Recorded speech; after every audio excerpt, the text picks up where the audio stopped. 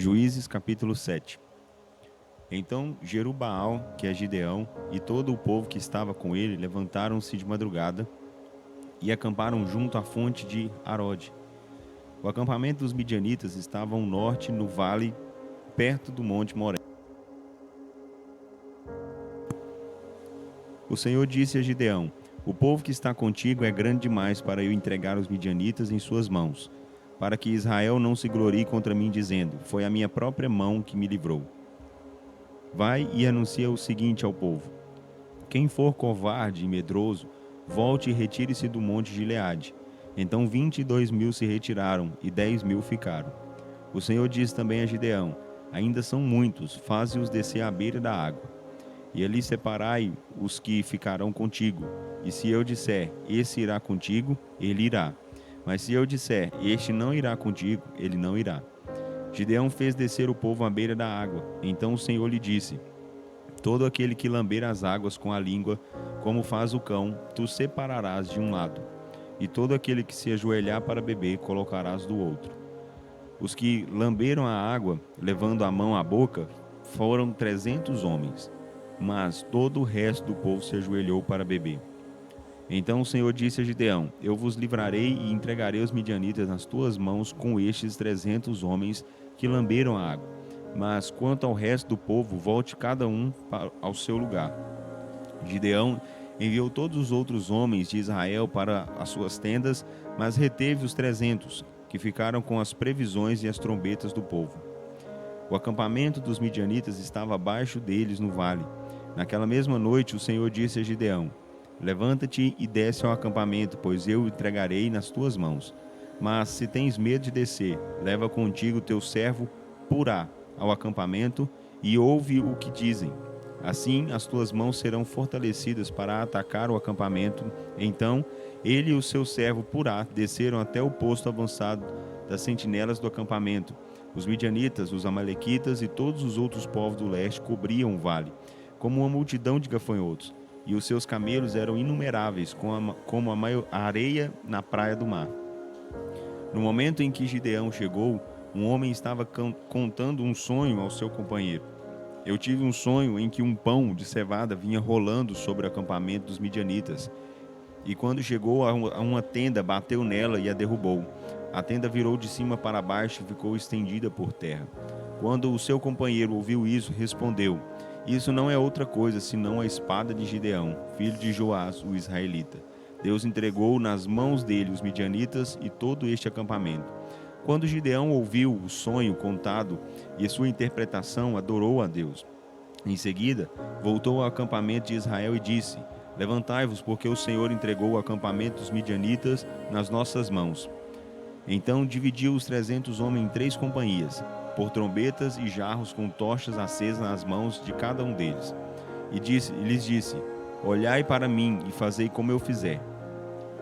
Assim que eu chegar à extremidade do acampamento, fazei o que eu fizer.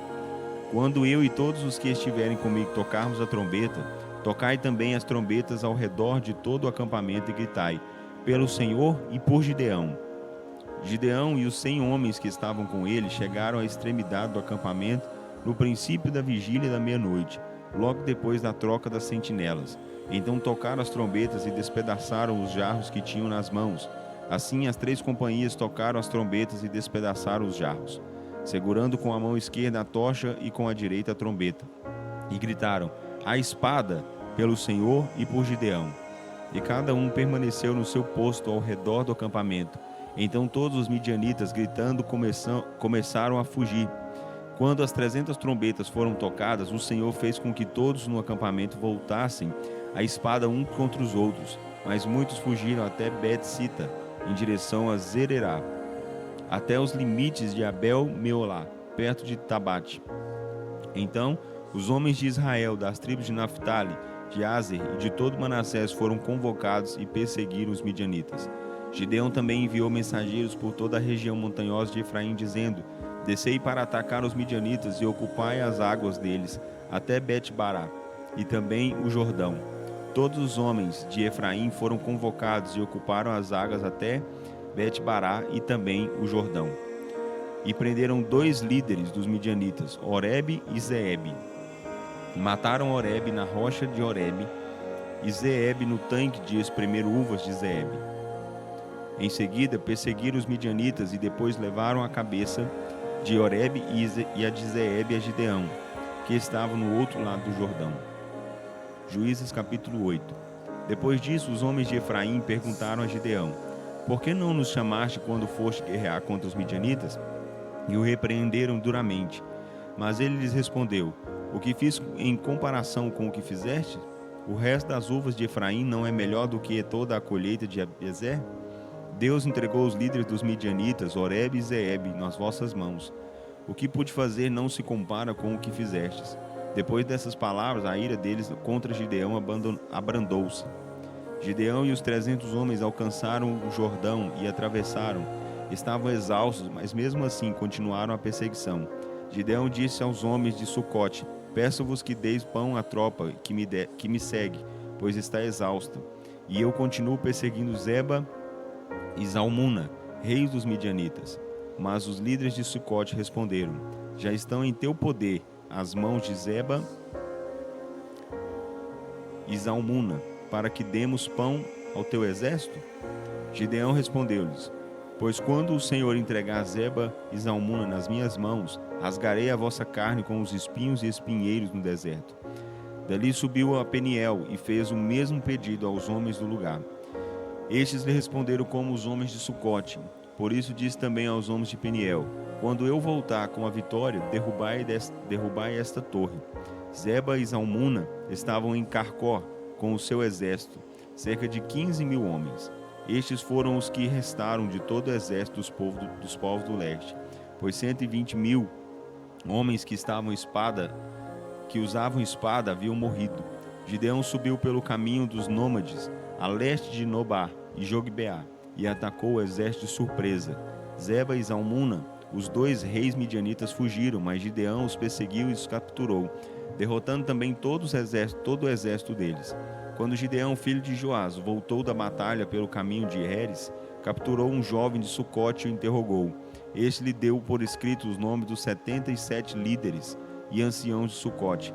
Depois Gideão foi aos homens de Sucote e disse: Aqui estão Zeba e Zalmuna. Por causa deles ristes de mim, dizendo: Acaso já estão em teu poder as mãos de Zeba e Zalmuna, para que demos pão aos teus homens exaustos? Então ele prendeu os anciãos da cidade e os castigou com espinhos e espinheiros do deserto. Também derrubou a torre de Peniel e matou os homens da cidade. Depois perguntou a Zeba e Zalmuna: Como eram os homens que mataste em Tabor? E eles responderam: Eram como tu, cada um parecia filho de rei.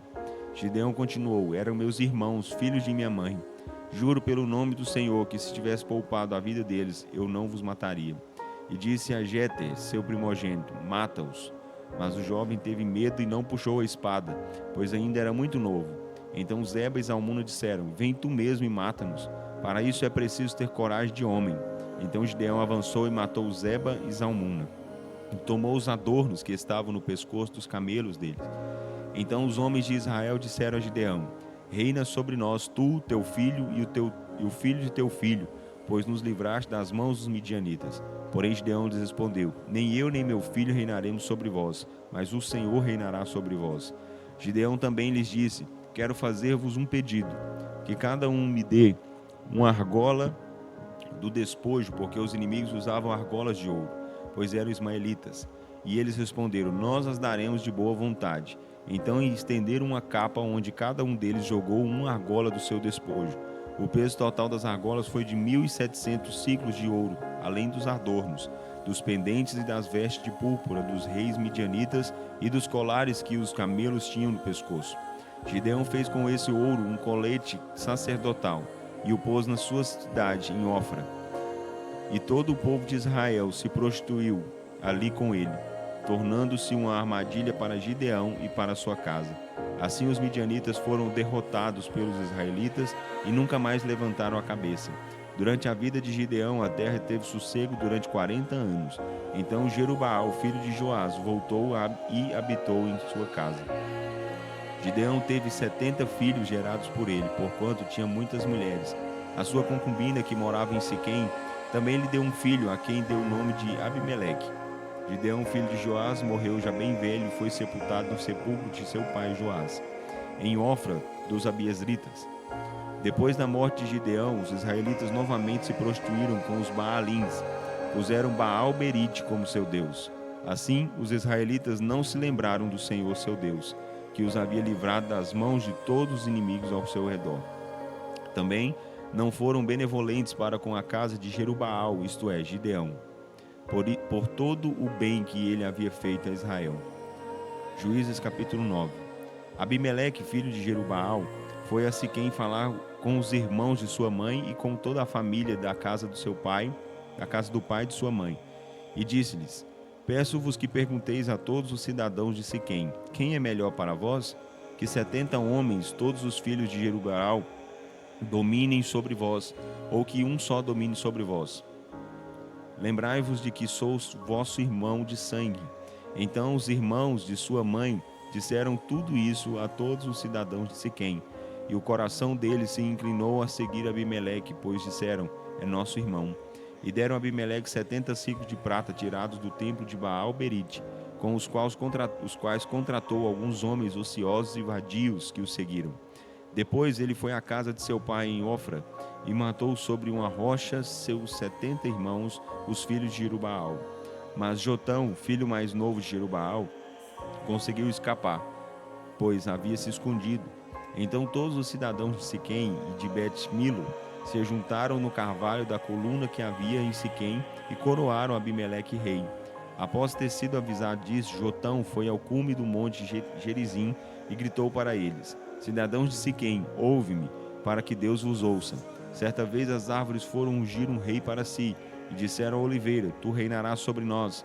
Mas a oliveira lhes respondeu: Deveria eu renunciar ao meu azeite, que os deuses e os homens apreciam em mim, para dominar sobre as árvores? Em seguida as árvores disseram à figueira: Vem e reina sobre nós. Mas a figueira lhes respondeu: Deveria eu renunciar à minha doçura e ao meu bom fruto para dominar sobre as árvores? Depois as árvores disseram à videira: Vem e reina sobre nós. A videira respondeu: Deveria eu renunciar ao meu vinho, que alegra os deuses e os homens, para dominar sobre as árvores? Finalmente todas as árvores disseram ao espinheiro: Vem e reina sobre nós. E o espinheiro respondeu às árvores: Se realmente quereis ungir-me como vosso rei, vinde refugiar-vos debaixo da minha sombra. Do contrário, saia fogo do espinheiro e devore os cedros do Líbano. Agora, será que agistes com retidão fazendo Abimeleque vosso rei? Agiste com retidão em relação a Jerubaal, a sua casa, como ele merecia? Porque meu pai lutou por vós, arriscando a própria vida, e vos livrou das mãos dos midianitas. Mas hoje vos revoltaste contra a casa de meu pai e mataste sobre uma rocha seus 70 filhos, e fizeste Abimeleque, filho da sua serva, rei sobre os cidadãos de Siquém, por ser vosso irmão. Se de fato agiste com retidão em relação a Jerubaal e a sua casa, alegrai-vos com Abimeleque, e que ele se alegre convosco. Do contrário, que saia fogo de Abimeleque e consuma os cidadãos de Siquém e de Bet-Milo, e que saia fogo dos cidadãos de Siquém e de Bet-Milo e consuma Abimeleque. Depois disso, Jotão fugiu e foi para Beer, e morou ali, longe de seu irmão Abimeleque. Após 3 anos de reinado de Abimeleque sobre Israel, Deus enviou um espírito mau entre Abimeleque e os cidadãos de Siquém, e esses agiram traiçoeiramente contra Abimeleque. Isso aconteceu para que a violência praticada contra os 70 filhos de Jerubaal e o sangue derramado deles fossem vingados em seu irmão Abimeleque, que os havia matado, e nos cidadãos do Siquém, que o ajudaram a matar seus irmãos. E os cidadãos de Siquém puseram homens de emboscada contra ele sobre os cumes dos montes, homens que roubavam a todos que passavam por aquele caminho. E contou-se isso a Abimeleque. Nessa época, Gaal, filho de Ebed, veio e se estabeleceu em Siquém, junto com os seus irmãos. E os cidadãos de Siquém confiaram nele. E aconteceu que eles foram ao campo, colheram suas uvas, pisaram-nas e fizeram uma festa. Entraram na casa de seu Deus, comeram e beberam, e amaldiçoaram Abimeleque. Então Gaal, filho de Ebed, disse: Quem é Abimeleque? E quem é Siquém para servir Abimeleque? Ele não é filho de Jerubaal? E Zebul não é seu subordinado? Servia aos homens de Ramó, pai de Siquém. Por que razão deveríamos servir a Abimeleque? Ah, se este povo estivesse sob meu comando, eu me livraria de Abimeleque e lhe diria: reforça o teu exército e vem. Quando Zebul, governador da cidade, ouviu as palavras de Gaal, filho de Ebed, ficou muito indignado e enviou secretamente mensageiros a Abimeleque para lhe dizerem: Gaal, filho de Ebed, e seus irmãos vieram a Siquém e estão alvoroçando a cidade contra ti. Portanto, vem com os que estão contigo e prepara uma emboscada à noite no campo. E pela manhã, ao nascer do sol, levanta-te e ataca a cidade. Quando Gaal e os que estão com ele saírem para enfrentar-te, faze com ele o que puderes. Assim Abimeleque e os que estavam com ele partiram de noite e prepararam emboscadas a Siquém em quatro companhias. Quando Abimeleque e os